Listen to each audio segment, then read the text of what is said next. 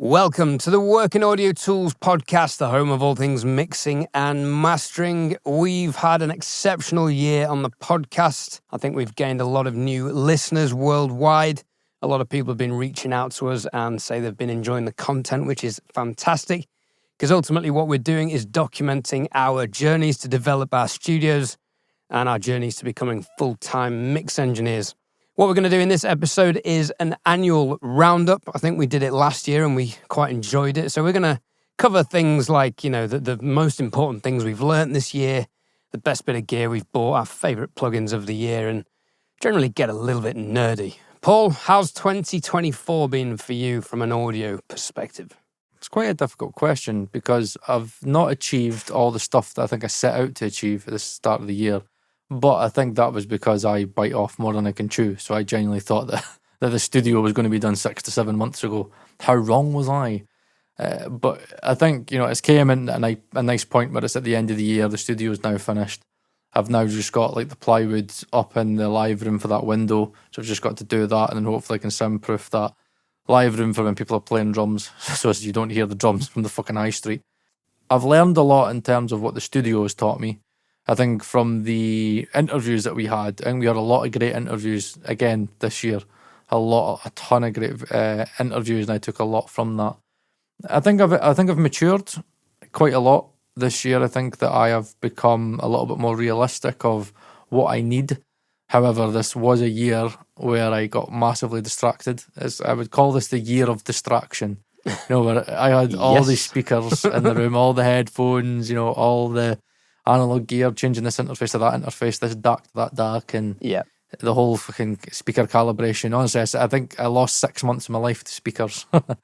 But at the end of the day, I'm at this point where I genuinely do believe that I've got everything that I need to make this work as a career, and all I've got to do now is mix. That's hopefully what I've got to do. But here's a quick question for you. Right? Have you got everything you want? Yes. In the studio, do you? No, I'll say yes. No, because I think I am genuinely feeling that I have to play the expensive devil's advocate. I know. But I've learned, I think now I've got the Fairchild. I did say that to you, that the Fairchild was going to be, the last, purchase for me that was going to be just for me. Yeah, I mean, I could get a retro stay level in. I could get, the Audioscape BA6A, so I didn't have to rely so much on 10p plugins, and I could, I would always love to record with the retro stay level on the way in, but I just don't need to. It's just luxuries. I think the Atmos room's sounding great the way I want it. I'm really happy with the iLoud MTM Precisions that are in there. The live room, I've got everything patched up. The topping E8X8, that's given me, the perfect hybrid setup now with the Evos, so I've got everything working the way that I would want it. The only thing that I'm in the back of my head that I'm going to try and get, because I can't help myself, is the Hifiman Susvara. Okay, what would they deliver to you that the Nanos, the Organics, and their 1000s don't deliver that we discussed in depth 2 episodes ago? Well, these are the flagship Hifimans, so these are $5,000. They're expensive. You've definitely sold at least that amount of headphones for them, though. I know, I'm thinking that, yeah. So, I mean, even somebody bought a pair of, I think 2 people bought a pair of HE 1000 SEs just in the past couple of weeks. They're £1,600 a pop. But, I need to hear the Susvaras. I think after having the audio porn fest that is a Hifiman, I need to hear the flagship, because apparently the Susvaras are meant to be the HEs, but even more resolving, even more kind of realistic in the sound stage, but I think they give you a better low-end response. They have better transients, almost like if you were to take the Aria Organic, which kind of felt was the middle ground between the Nanos and the HEs, but gave you the kind of the best of kind of everything. They're not going to be as fast. I know they're not going to be as fast as the Nanos, nothing is, but I think that you will get the perfect middle ground with Susvara. I know MSM had them, and he said to me he sold them, but I know he wasn't a big fan of the HEs, because he was like, oh, my mixes are too wide and too tall and too resolving. But yeah, I need to get that. I just think that I need to kind of finish it up, cap it off, and say, right, that's the headphone thing done. I'll say that, and then I'll end up trying to get Dan Clark, because I know that the Dan Clark's released I can't remember what it's called. But basically they're like Dan Clark Stealth, but for like £1,000. Me and Ember are like, oh, we don't have a contact. So we're kind of itching a little bit. But yeah, I think headphones is the only thing I'm going to get distracted with. Unless Head send me the Head Type 20s. If they send me the Type 20s, then that'll be another... Because I would like to get rid of the Kali IN5s. I know you said you quite liked them, and I do quite like them in the room. No, in your studio, bin the edifiers, keep the Kalis and get the heads in. That's your combination. Nah, edifiers give me something that, like, I know that works. The heads are going to give you what the edifiers give you and more. I promise. But then I just scrap the two then. No, because what it just does, the edifiers just... It's because I've had a long time with it, I've learned them. And I know exactly where the phantom center should be. I know exactly how wide they should be. I know exactly where, like, the top end should be. Any speaker changes or room changes, and you're setting yourself up for just months of rabbit holing. I know again, that. Yeah. Which is part of our New Year's resolutions. I think we've both agreed that we're not going to do. Now, I'd be interested to hear the Susvaras, because if they are the perfect combination of the three aforementioned Hifiman headphones, that would be amazing, and that would justify the price tag. I think, although I personally couldn't ever bring myself to spend $5,000. I could never pay that money for on a set of headphones. Absolutely No, not. that's ridiculous. This episode is sponsored by Sonible. Sonible is a plugin company that makes some of the best smart intelligent plugins on the market, and this week they want us to discuss their new offering to the audio community, which is Prime Vocal, the intelligent vocal enhancer. Prime Vocal lets you achieve studio quality vocals regardless of your recording environment. It's available as a standalone software and ARA plugin, which is currently beta. Prime Vocal is packed with features that will transform demo sketches or vocals recorded under less than ideal circumstances into commercial standard audio ready for mixing. In regards to more detail about each feature of the plugin, we will go into that in another segment of this podcast episode. All right, so in a nutshell, what is your primary takeaway from 2024? I'd say my primary takeaway is not to get yourself too distracted and bunged down by all of the analytical stuff. You know what I mean? Like trying to get speakers to measure perfect in a room and moving everything about, and then changing speakers, and it's just don't distract yourself too much. Okay. Focus more on mixing, and then all that stuff. You could just get time for it when you can.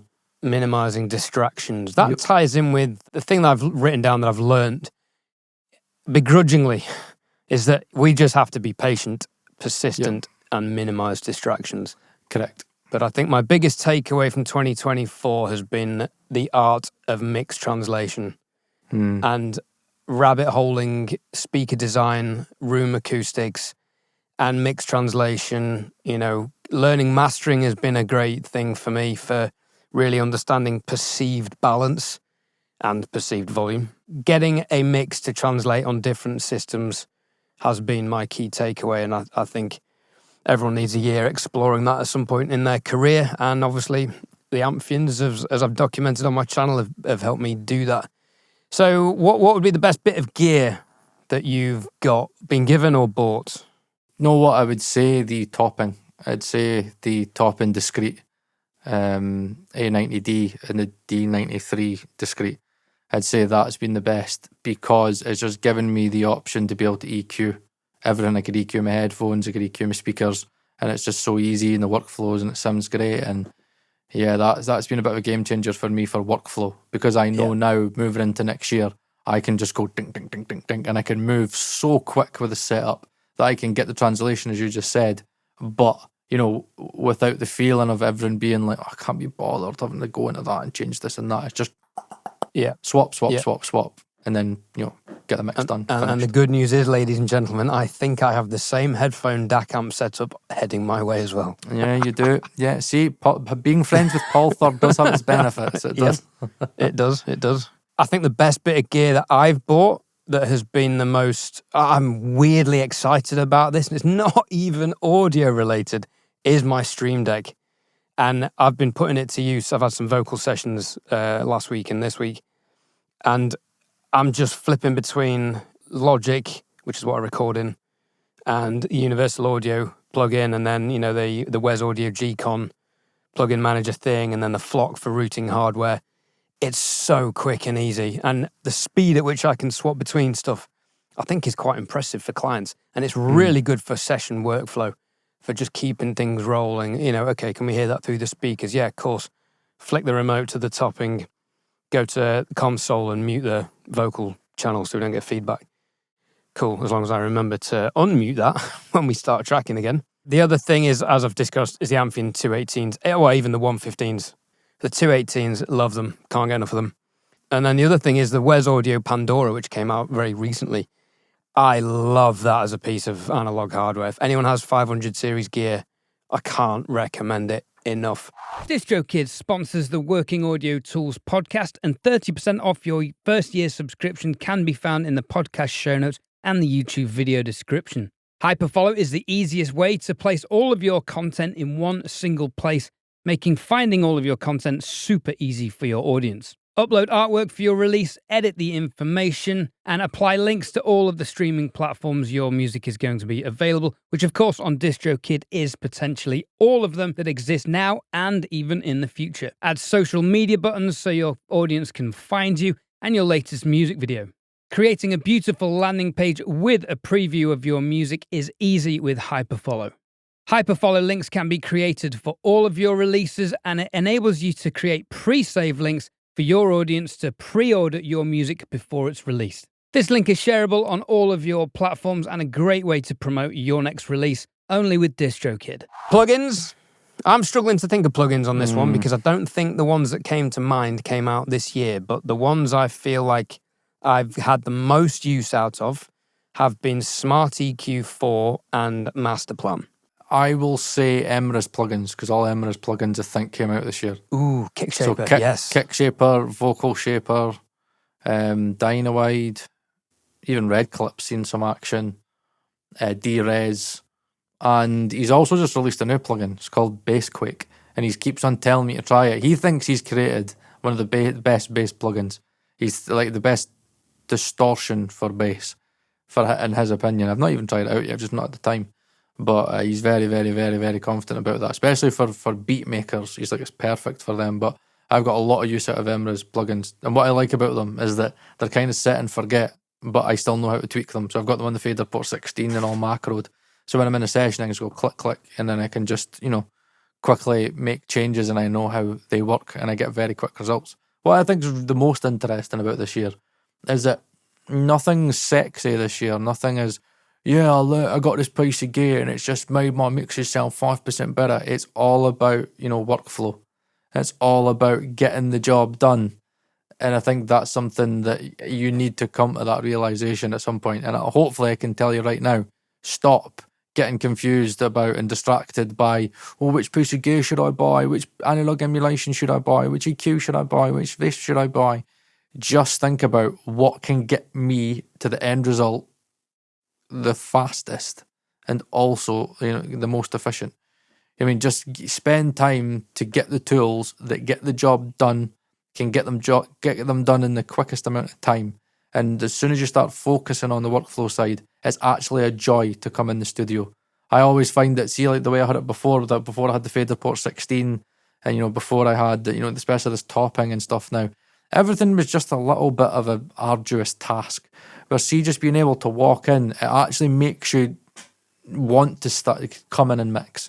You know what I mean? It's all like before it was set this up, open that up, setting that up and setting that up. Or see now I just plug in, bang, Studio One, and I just rock and roll. And I think that's something that has to be, really, really pushed, is thinking more about the boring stuff. We actually made an entire episode that tanked. Surprisingly, it tanked when we said it's all the boring stuff. Sexy tools, but stuff How many like that. views did that do? 800 and I think it did 800. It was 600 and something. I think it fucking. Oh, that is bad. It Even tanked, by our standards, that's bad. Yeah, it is what it is. But those are the things that I think that, as boring as they are, they're the things that's going to make you want to come in and mix, and it's going to make you feel more confident because you can get the job done quicker because you're not being bunged down by all the stuff that you don't want to do. Mixing's a very, very creative process, and it's something that I've not done enough this year, and I'm quite frustrated at myself that I've not done enough. Then I speak to my wife, and she reminds me that, Paul, your main focus was getting the studio set up, and then it didn't help that you had all these speakers, and you got distracted by the speakers and then the layout, and like you swapped the rooms about fucking 5-6 times. You recalibrated everything, and you just got yourself distracted by all the fucking lovely fucking pieces of equipment that you got. And I think at the end of the day, everything should be all come down to mixing, and that's the only thing I mean, you could hear in my voice that I'm disappointed in myself, but I'm glad. I mean, I look around the studio and I'm like, wow, like I've achieved a lot. But if you're not doing what the end result is and what it's all for, it's all pointless. You know what I mean? And the same as buying lots of gear and buying lots of plugins. They're pointless if you don't do anything with them. You know what I mean? I am half inclined to agree with you, but half inclined to disagree, because I think what we've both done is, with new gear and stuff, is learn. And yeah, I've learned a lot, yeah. Yes, we've moved speakers around endlessly, but we're learning room acoustics doing that. Yeah. And we're learning speaker design and how they influence things. And again, that's ultimately influencing mix translation and all of it. Even if you just, when I get a piece of analog in, I'll just pull up an old session and just play. And I've been doing it with the Wes Audio stuff, just playing with new settings and new ways of doing things, and you're tuning your ear in. None of that is a waste of time.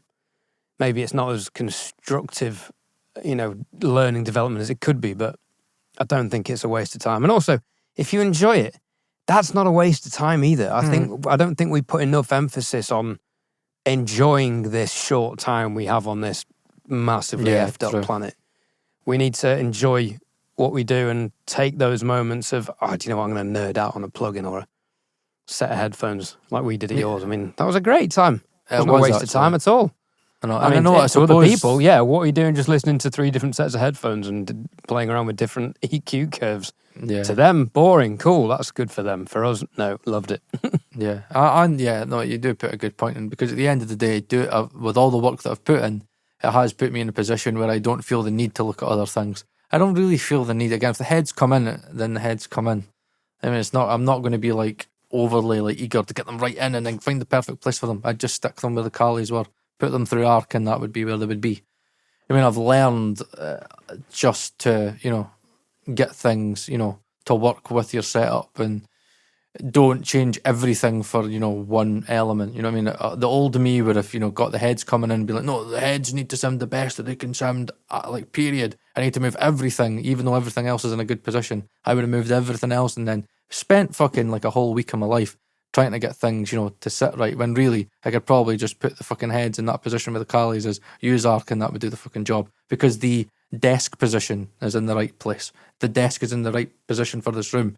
So really, it's just, you're talking inches for the sake of, a tiny little improvements, which you could fucking fix anyway. And as Dan Worrell rightly said this year in the interview, your brain, and it was a great comment, and it's something I always kind of stick in the top bin now, is that your brain adapts and your brain fills in the gaps.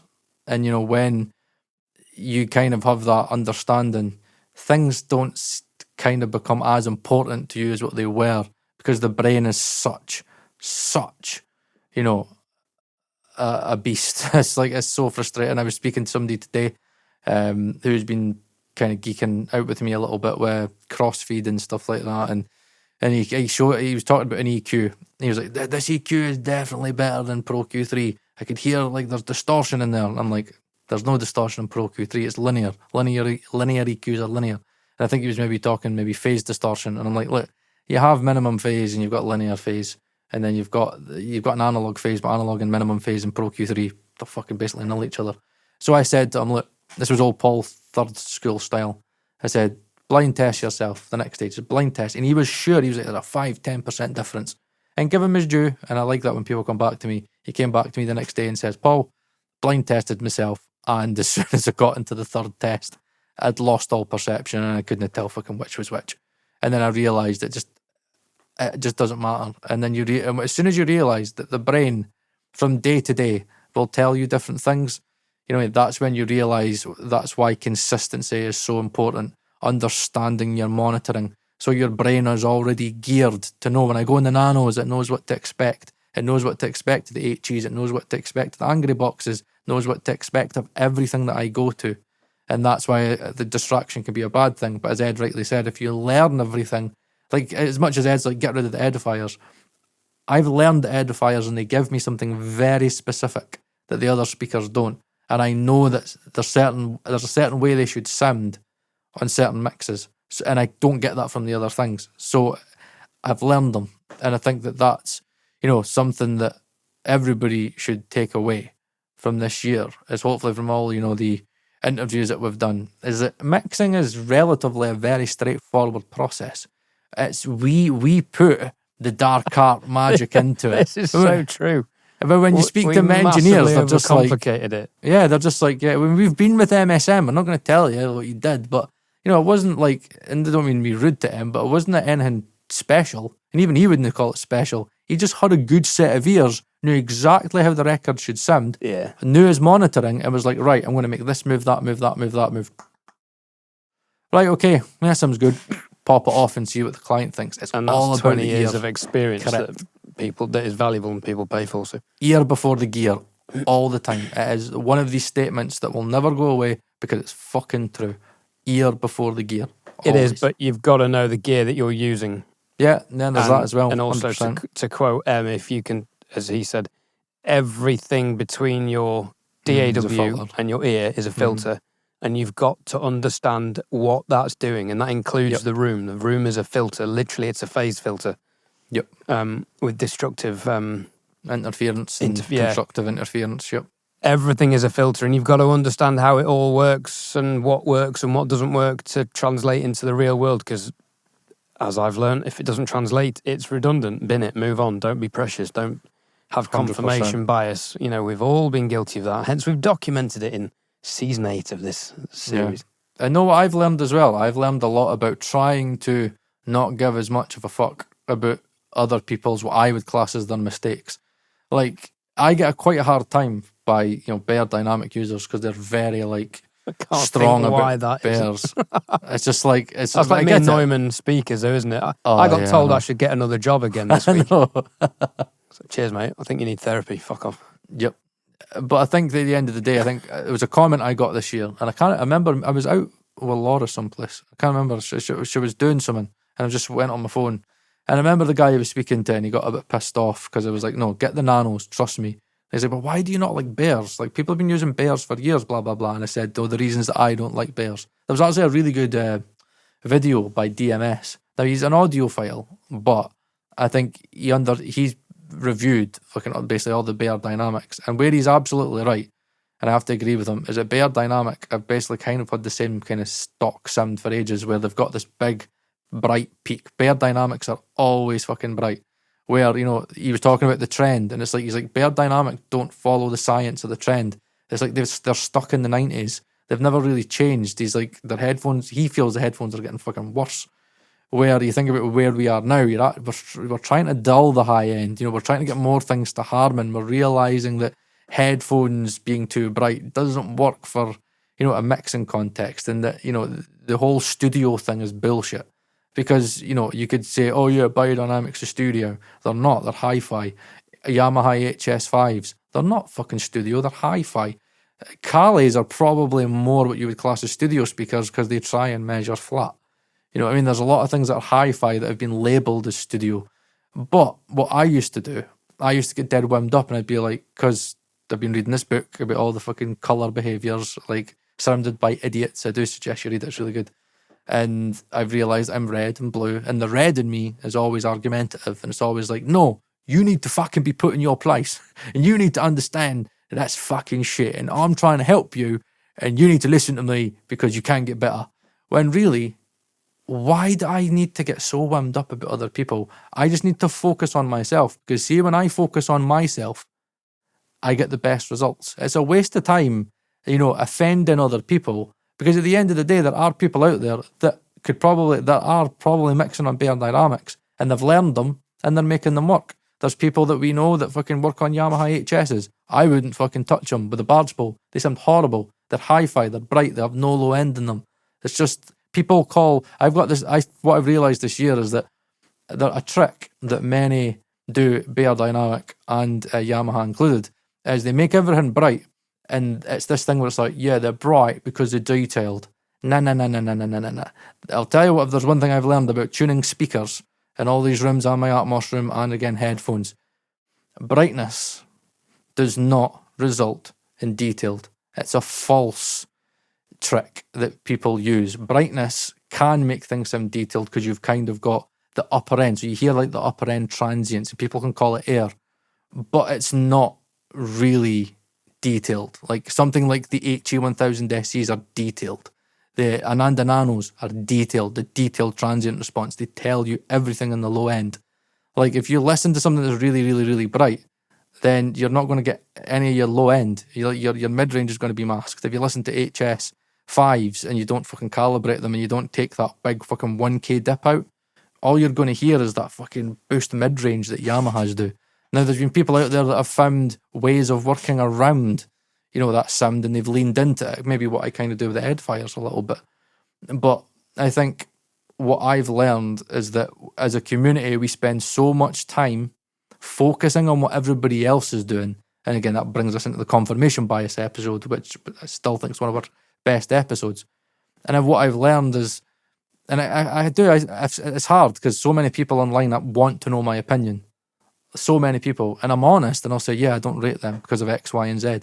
But at the same time, I think I was going to make a video. And again, I've been toying with it about talking about Bear Dynamics and Yamaha HS5s and why I don't advise them, to people, because people get pissed off with me. But at the end of the day, I sit back and go, why do you get pissed off if it's somebody's opinion? Somebody's got an opinion based on their own experiences, and that's all it is. It is an opinion.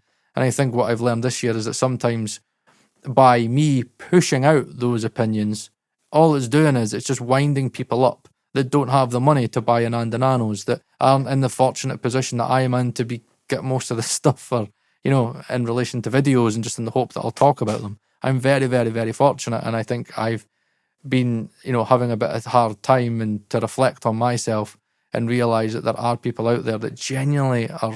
I mean, I've been there when my first daughter was born. I didn't have the money to spend even £100 on audio gear. I didn't. We were tight. And, sometimes I need to kind of be, pinched a little bit and brought back into reality that there are people out there that, are working on the breadline and they want to do this as a passion. And they look at people like us and they go, yeah, it'd be great to have PSIs and Amphions and all the Wes audio gear and the patch, the Flock patch and stuff. And look at my studio with like 1, 2, 3, 4 different speakers, Dolby Atmos room, fucking $6-7 worth of headphones. They look at us and go, yeah, that's what I want. And obviously once you've heard that quality, for you can't hear anything else. It's very difficult for me and Ed to go down the way because we know, here. But I think sometimes it's good to be reminded that there is a niche, or there is a reason to remind yourself that there is quality lower down. Just because it's not up to here doesn't mean that it's not valid. And, there is times where I won't look at certain things because I'm just like, that's like 150 quid pair of headphones. Like, I'm not interested. I don't want it for myself. And then people like Emre, remind me, and he's always at me. He's great for people in Turkey because people in Turkey, they have to pay a lot more than what we do.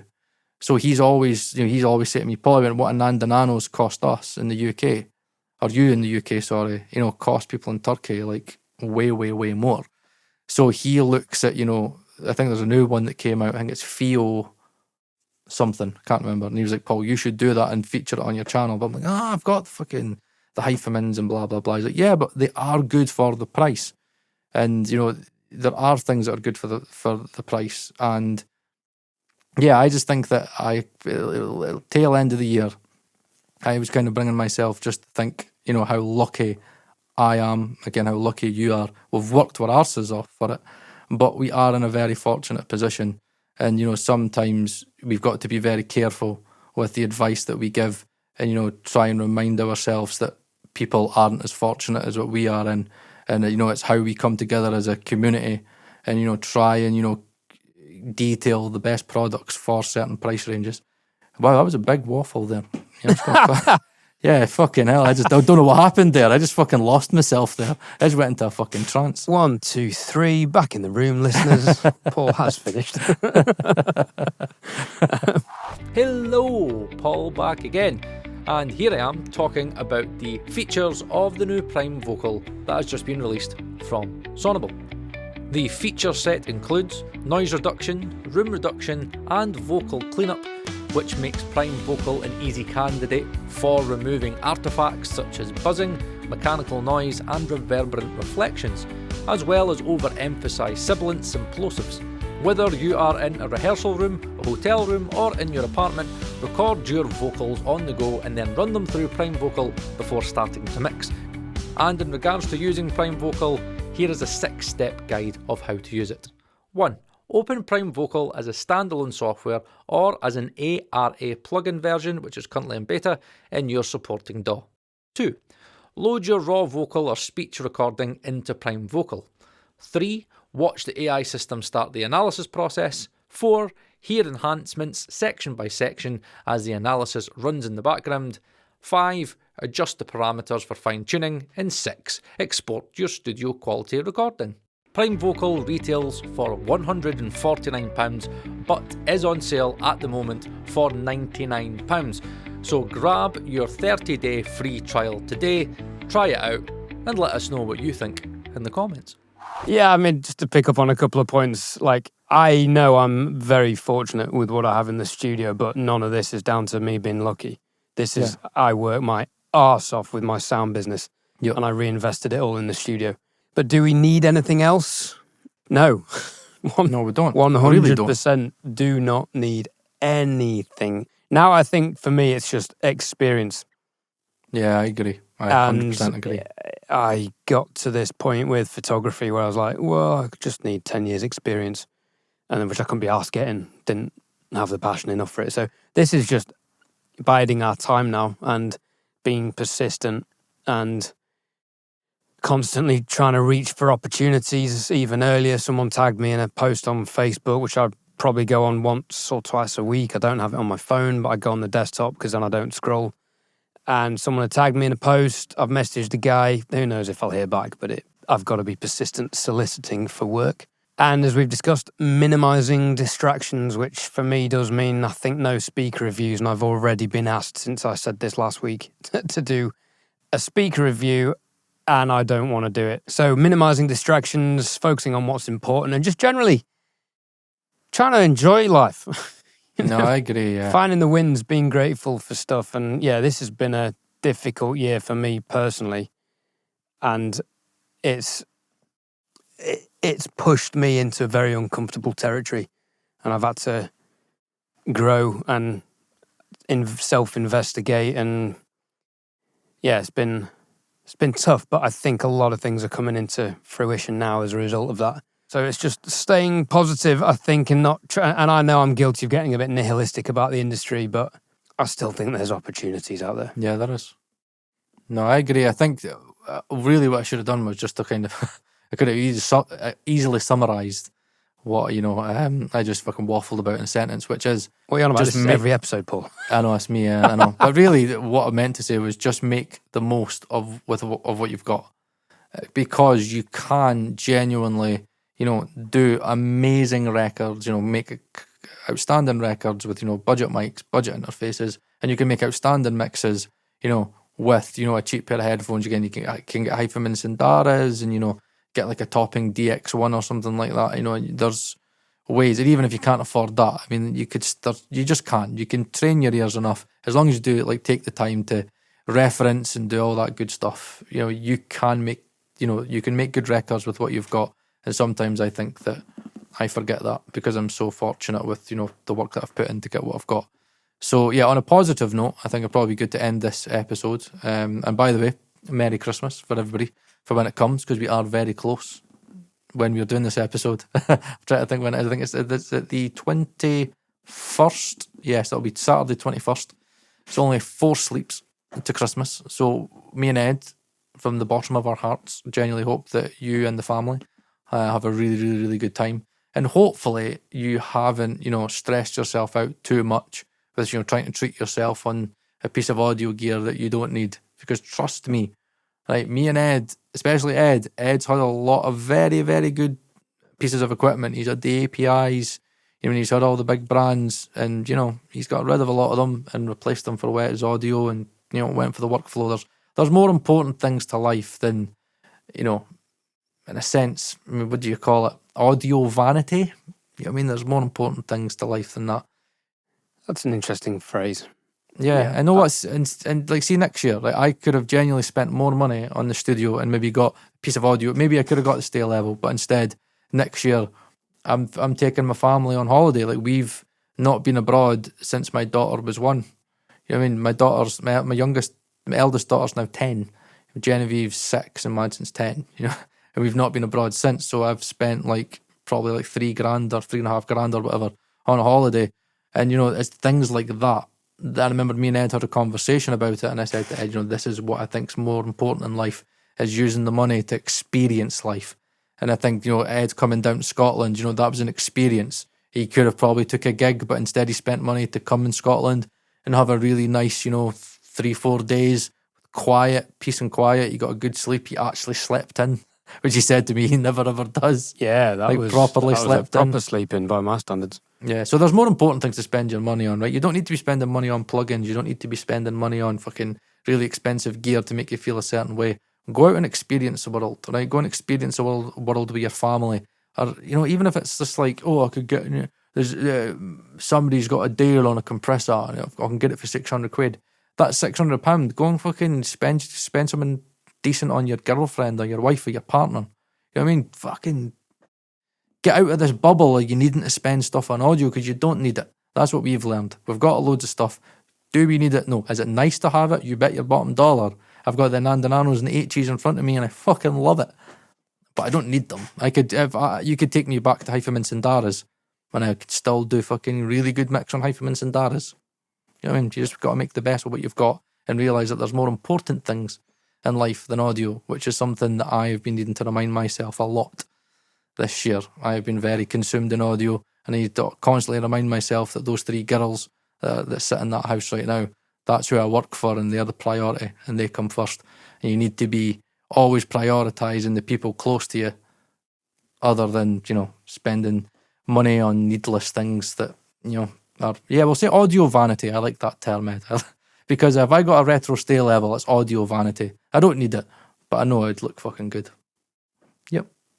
I think, that's a very personal note to end on. I think on a personal note from me to end on regarding gear purchasing, I identified a while ago that when I feel the urge to buy gear, it's because I'm not happy with something in my life. And that's one thing I've had to address this year, is internal happiness and finding happiness by just being yourself.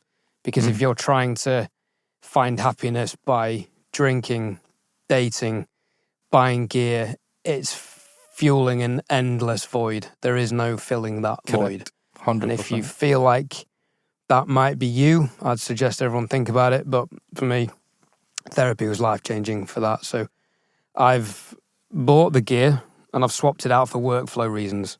But I'd already made the investment, so it's just a matter of swapping it around. It genuinely wasn't filling any void, and I'm actually quite looking forward to not spending any money on gear next year.